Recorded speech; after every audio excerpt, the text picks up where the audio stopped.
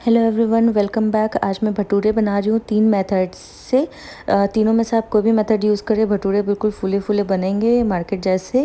पहले मैं तीनों का मैदा लगाना आपको बता देती हूँ, फिर लास्ट में तीनों को फ्राई करके एक साथ मैं डिफरेंस दिखाऊंगी। पहला मेथड है ओवरनाइट फर्मेंटेशन वाला, दूसरा ईस्ट के साथ और तीसरा इनो के साथ। बहुत सारे ट्रायल एंड एरर के बाद मैंने ये 3 मेथड अप्रूव किए हैं। चलिए स्टार्ट करते हैं। जो हमारा ट्रेडिशनल मेथड है, मींस जो रात में फर्मेंट करने के लिए रखते हैं, उस मेथड से। इसके लिए मैंने 2 कप मैदा लिया है। आप चाहे तो आटे का भी भटूरा बना सकते हैं या आधा आटा या आधा मैदा भी मिक्स कर सकते हैं। अब इसमें मैंने बीच में थोड़ा सा स्पेस बना लिया है। इसमें मैं सबसे पहले डालूँगी दही। ध्यान रखें कि दही खट्टी नहीं हो, क्योंकि हमें ओवरनाइट फर्मेंट करना है तो वो ऑटोमेटिकली खट्टा हो जाएगा। 2 कप मैदे में ऑलमोस्ट मैंने 2 चम्मच दही लिया था। अब मैं इसमें थोड़ा सा चीनी डाल रही हूँ, 1 चम्मच के आसपास।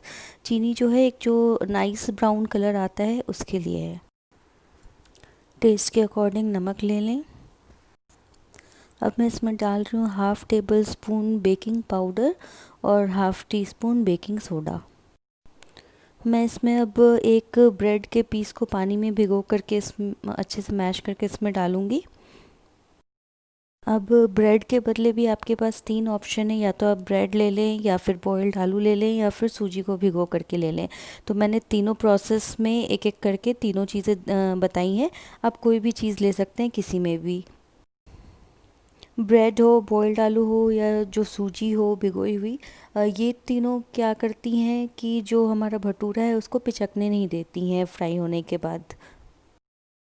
जैसे कि आपने मार्केट में देखा होगा कि भटूरा तलने के बाद भी बिल्कुल बलून जैसा ही फूला रहता है, तो वो इन्हीं से होता है। या तो आप ब्रेड लें या आलू लें या फिर सूजी लें, कोई भी एक ले सकते हैं। अब मैं इसको अच्छे से क्रम्बल करके मिक्स कर लूँगी। और अगर ये शेप होल्ड अभी नहीं कर रहा है, लगता है कि आपको अभी और इसमें पानी डालने की ज़रूरत है, तो आप इसमें डाल सकते हैं। आप चाहें तो गर्म पानी लें। मैं यहाँ पे थोड़ा सा वार्म मिल्क ले रही हूँ। आप नॉर्मल पानी से भी गूँथ सकते हैं। मिल्क थोड़ा एक्स्ट्रा सॉफ्टनेस देगा। हाँ, और मेन इम्पॉर्टेंट थिंग, आपने देखा होगा कि मैंने इसमें कोई भी ऑयल यूज़ नहीं किया है मोयन के लिए। नॉर्मली मैं पूरी या भटूरे या कोई भी फ्राई करने वाले आइटम में ऑयल यूज़ नहीं करती हूँ। वो ऑटोमेटिकली इतना सॉफ्ट और इतना बढ़िया बनता है कि मुझे मोयन देने की ज़रूरत नहीं पड़ती। जिन चीज़ों को हमें क्रिस्पी क्रंची बनाना है उसमें मोयन की ज़रूरत पड़ती है, लाइक मटरी, कचौरी एक्सेट्रा। बट भटूरों का मेन ये है कि उसमें एक जाली बननी चाहिए और वो दोनों साइड से सॉफ्ट होनी चाहिए और बिल्कुल फूले होने चाहिए। तो वो उसमें हमें ऑयल की ज़रूरत नहीं है। अब इसको मैंने स्ट्रेच कर करके 5-7 मिनट के लिए गूंद लिया है। ये स्टेप बहुत ज़रूरी है। अब देखिए अभी इसमें कितनी अच्छी जाली बन रही है, और जब ये फर्मेंट होगा तो इसमें और भी अच्छी जाली बनेगी। अब मैं इसको सिर्फ पानी से थोड़ा ऊपर से चिकना करके रख रही हूँ, कोई ऑयल नहीं लगा रही। पानी इसलिए लगा रही हूँ कि ऊपर की लेयर सूखे ना, कड़क ना हो जाए। अब मैं इसको ढक करके एटलीस्ट हमें इसको 4 से 6 घंटे तो रखना ही है फर्मेंट होने के लिए। या फिर आप इसको ओवरनाइट भी रख सकते हैं अगर आपको सुबह बनाना है तो। और इसको वार्म जगह पे रखें।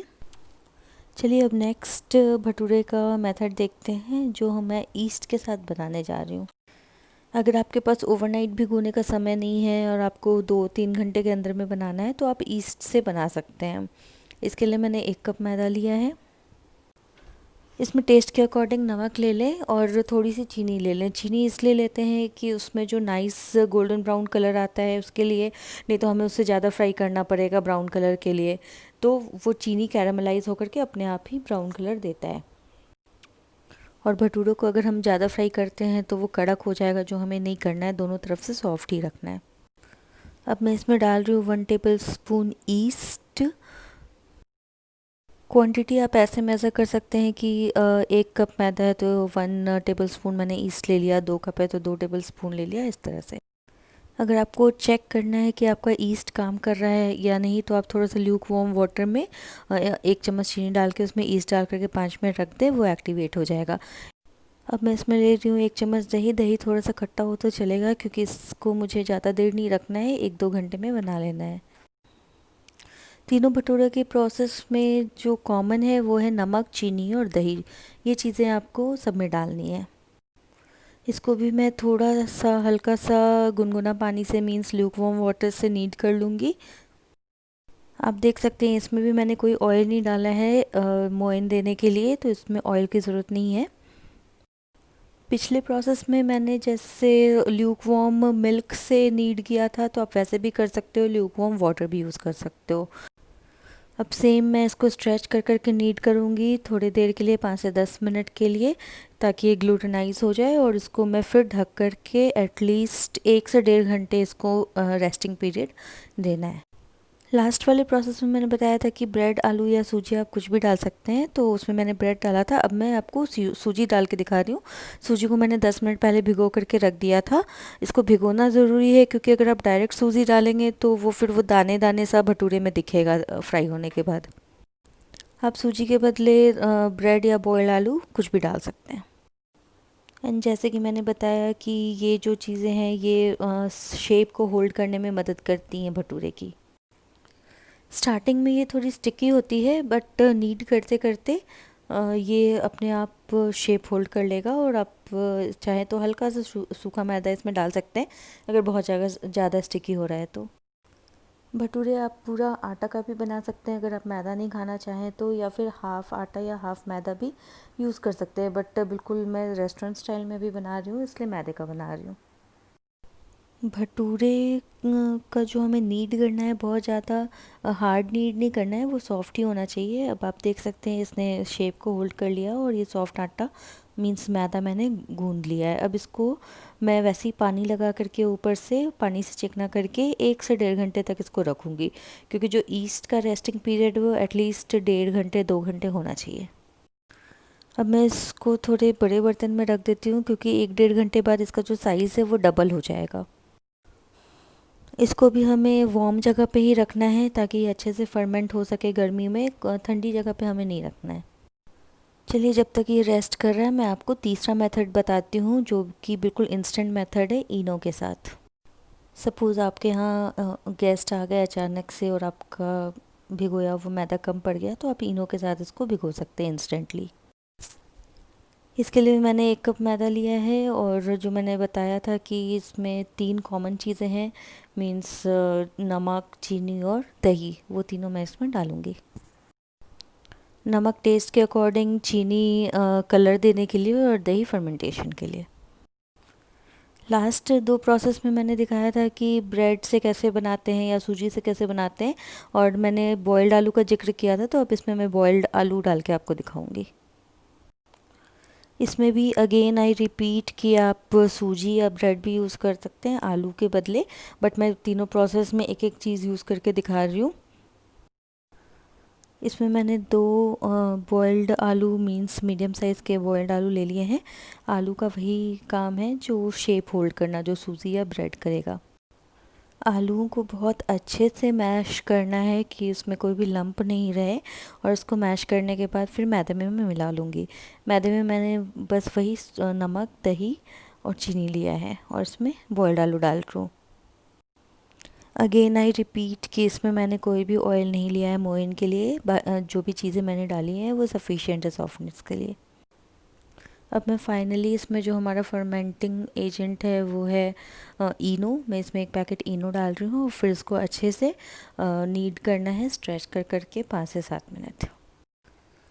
अगर ज़रूरत पड़े तो इसमें थोड़ा सा वार्म मिल्क या थोड़ा सा वार्म पानी, कुछ भी आप यूज़ कर सकते हैं। इसका भी नीडिंग प्रोसेस सेम है, स्ट्रेच कर करके हमें इसको नीड करना है। ये देखिए इसमें भी कितनी अच्छी जाली बन रही है इनो की वजह से। अब इसको मैं ज़्यादा देर रेस्ट करने नहीं रखूँगी, 10 मिनट सफिशेंट है। ये बहुत ही इंस्टेंट भटूरे हैं। आप मतलब जब तक ऑयल गर्म करें आप अपना मैदा लगा लें, और उसके बाद तुरंत इसको फ्राई कर लें। चलिए, अब तीनों टाइप के भटूरों को मैं फ्राई करके आपको दिखाती हूँ। ये मैंने पहला टाइप लिया है, जो हमारा रात का फर्मेंटेड वाला टाइप था। इसको मैं बेल लेती हूँ। मैं बेल इसलिए रही हूँ क्योंकि जो होटल्स में करते हैं हाथों में, तो वो घर में संभालना बहुत मुश्किल हो जाता है, तो इसलिए मैं बेलन लगा रही हूँ। और जो फ्राइंग के लिए हमारा ऑयल गर्म हो रहा है, वो गर्म ऑयल ही मैंने लिया है इसमें बेलने के लिए। भटूरों का शेप वैसे भी संभालना बहुत मुश्किल होता है, तो प्लीज़ आप शेप पे ना जाएं। भटूरे फ्राई करने के लिए हमारा ऑयल बहुत ही तेज़ गर्म होना चाहिए, और इतना भी तेज़ गर्म नहीं हो कि वो बिल्कुल उसमें स्मोक निकले, मीन्स स्मोकिंग पॉइंट से थोड़ा कम गर्म होना चाहिए। ये देखिए मेरा फर्स्ट भटूरा था और तेल बहुत ज़्यादा स्मोकिंग पॉइंट पे आ गया था, इसलिए थोड़ा रेड हो गया ये। अब चलिए सेकेंड टाइप वाला भटूरा फ्राई करते हैं, जो था हमारा ईस्ट वाला। इसमें भी मैंने वही हॉट ऑयल ही यूज़ किया है इसको बेलने के लिए। अगर आप से हाथ से होता है, हाथ से जो फैलते हैं तो आप कर सकते हो, बट मेरे से वो होता नहीं है, संभालना बहुत मुश्किल होता है, इसलिए मैं बेलन ही प्रेफर करती हूँ। भटूरों की थिकनेस हमें बहुत ज़्यादा पतली नहीं करनी है, हमें थोड़ा सा थिक रखना है, नहीं तो वो फट जाएंगे। अब ये गया हमारा ईस्ट वाला भटूरा तेल में, आप देख सकते हैं कि किस तरह ये भी बिल्कुल बलून जैसा फूल रहा है। इसको एक बार डालने के बाद हमें जब ये फूल जाए तो हमें पलटने के बाद इसको ऊपर से तेल डालना है, इसको बार बार हमें पलटना नहीं है। चलिए अब मैं इसमें तीसरे टाइप का डालती हूँ, जो हमने इंस्टेंट बनाया था इनो के साथ। तो ये अब मैं इनो वाला भटूरा इसमें डाली हूँ। अब मैं आपको इसमें अब तीनों में डिफरेंस दिखाऊंगी तोड़ करके। भटूरे में देख सकते हैं कि आपको मींस इस तरह से फ्राई करना है कि जो ऊपर का लेयर है वो सॉफ्ट रहना चाहिए, उसमें पपड़ी नहीं जमनी चाहिए, मींस कड़क नहीं होना चाहिए। नॉर्मली जब भटूरे फ्राई करना शुरू करते हैं तो शुरू के एक दो भटूरे तो ख़राब होते ही हैं, मींस तेल का जो टेम्परेचर होता है सही से नहीं हो पाता है। उसके बाद एक बार तेल का जो टेम्परेचर है वो जम जाए तो उसके बाद फिर बिल्कुल बलून जैसे सारे भटूरे फूलेंगे और बिल्कुल सॉफ्ट सॉफ्ट और बढ़िया बढ़िया बनेंगे। देखिए मैं एक और अब दिखा रही हूँ आपको फुला करके, कितना ये बिल्कुल मीन्स तुरंत में इसमें हवा भर जाता है और कितना बढ़िया ये फूल रहा है। अब इस तरह से फुलाने के लिए दो तीन बातें ही ध्यान रखनी है। एक कि हमें 5 से 10 मिनट अच्छे से गूंदना है, प्लस जो शेप के लिए हमने तीन चीज़ें में से कोई भी एक चीज़ आप यूज़ कर सकते हैं। अब चलिए मैं इन तीनों भटूरों को तोड़ करके दिखाती हूँ कि हमारी कितनी अच्छी जाली बनी है इनमें। सबसे पहले मैं तोड़ रही हूँ ईस्ट वाला। ये देखिए ईस्ट वाले में भी मीन्स जाली बनी है, बट वो उतनी बेटर नहीं बनी है। और दूसरा है हमारा इनो वाला। इनो वाला आप देख सकते हैं कि ऊपर थोड़ा सा ऑयली हो गया है। और ये वाला है लास्ट हमारा, जो हमने फर्मेंट किया था रात में, जो ट्रेडिशनल मेथड है। इसकी आप जाली देख सकते हैं कितना बढ़िया बना है और कितना बेटर बना है। मीन सबसे बेस्ट भटूरा जो बना है वो हमारा फर्मेंटेड वाला ही बना है। जालियाँ तो तीनों में बनी हैं, कोई प्रॉब्लम नहीं है, बट इनो वाला थोड़ा सा ऑयली हो जाता है। अगर आप मेरे से सजेशन मांगेंगे कि मैं कौन सा मेथड प्रेफर करती हूँ, तो मैं नॉर्मली रात में भिगोया हुआ नेचुरली फर्मेंटेड मेथड प्रेफर करती हूँ, और जो मैं ब्रेड के साथ भिगोती हूँ। टेस्ट आपका तीनों मेथड में ऑलमोस्ट सेम आएगा, तो उसकी कोई प्रॉब्लम नहीं है। अगर आपको मेरी रेसिपीज़ पसंद आए तो प्लीज़ मेरा चैनल सब्सक्राइब करें। Thank you so much for watching.